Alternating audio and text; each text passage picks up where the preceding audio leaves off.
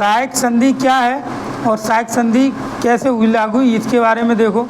सहायक संधि Lord Wellesley द्वारा 1798, कब सहायक संधि, तो 1798 है ना, 1798 को तैयार की गई एक व्यवस्था थी। अंग्रेज़ों के साथ ये संधि करने वालों को कुछ शर्तें माननी पड़ती थी।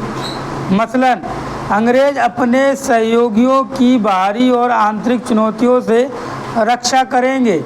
सहायक संधि में पहले नंबर की शर्त कौन सी थी कि अंग्रेज अपने सहयोगियों की बाहरी और आंतरिक चुनौतियों से रक्षा करेंगे।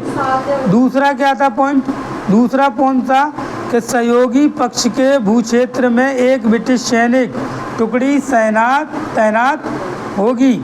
मतलब जो सहयोगी पक्ष है जिसके साथ संधि की गई है उसके यहाँ अंग्रेज एक सैनिक टुकड़ी जो अंग्रेज़ों की है वो तैनात की जाएगी। तो दूसरा पॉइंट ये था सहायक संधि में।